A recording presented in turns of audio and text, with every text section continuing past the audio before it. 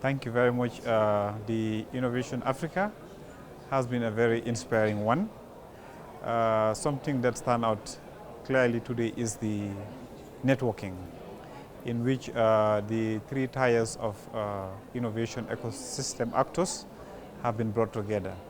You have policymakers, academia, and industry.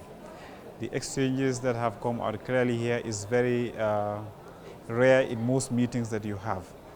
And it has created a platform wherein there is a lot of hope for exchanges and furthering the collaboration. So for me, that part stands out very clearly, because there comes a time we have meetings and we listen to speeches, we listen to presentations, but then we don't establish the right partnerships. And these exchanges that have been done here today will be able to take us to another leap in terms of innovation for Africa.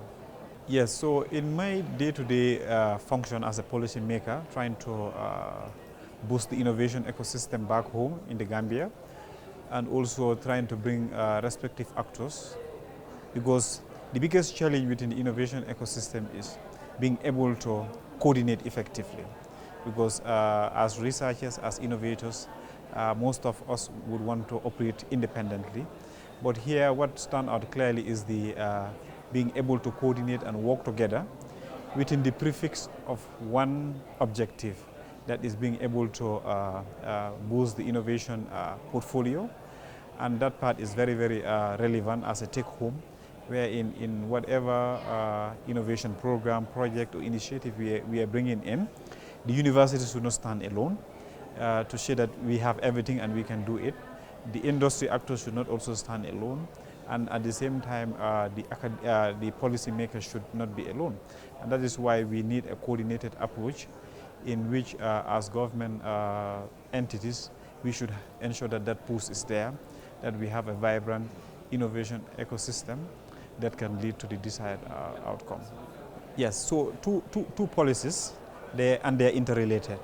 One is, it may amaze you that up to 2020, we never had a standalone university focusing on engineering. So we had to do a policy decision to establish what you call a specialized university on engineering and science and technology. So we've had that policy decision done, and it's built around the prefix of promoting skilling up, and also ensuring skills acquisition amongst the youth, because we have a country that is a very high youthful population, densely in terms of youth. So we needed to create options for them in terms of employability and job creation.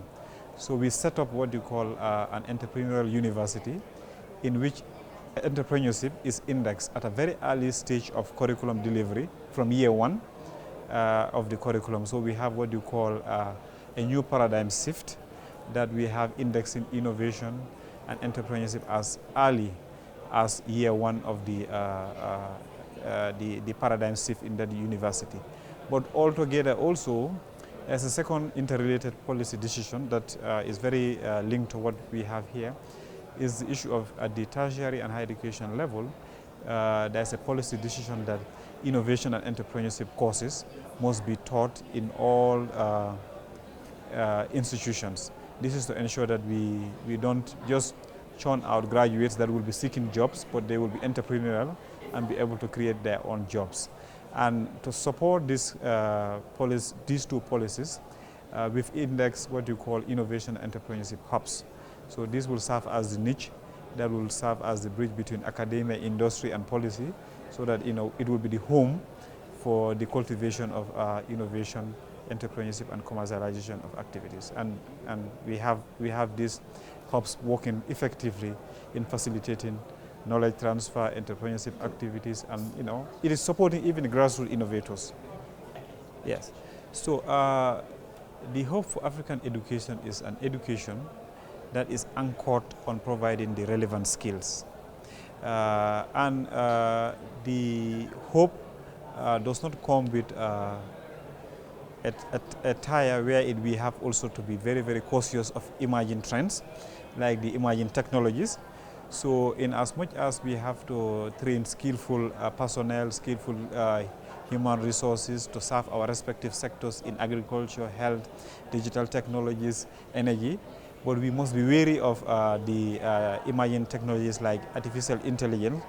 So we must have a future that marry both the development of skills and competencies for our human resources, but also factoring in what will be our response for putting in place the right policies, the right institutional arrangements for embracing the newest tire of education, the newest tire of doing things, the newest tire of ensuring that we don't go obsolete as human beings, but then be able to assimilate it as our processes and continue so that it serves as an enabler, but not as a barrier. So as we speak, I have established up to 3 tiers of partnerships from this meeting here. I can comfortably tell you. One that links to some partners in Europe, wherein we've seen the potential they have in the area of renewable energy and hydrogen potential for our country. And looking at our domicile where we are located in Africa, the smiling coast along the Atlantic Ocean. So usually we have 3 things we call. We have the 3 S, the sun, and the sea. So the potential in those 3 is very high.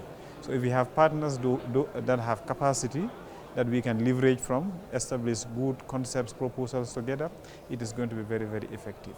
Other aspects also, we've been able to identify partners in the area of pedagogy, curriculum development, using assistive technologies such as AI-driven software and tools, which obviously we will link them with the right institutions to ensure that the take-home from here is very, very solid to go back and consolidate the partnerships to ensure that our institutions benefit effectively from what has been learned here. Thank you very much. Thank you so much, Samba.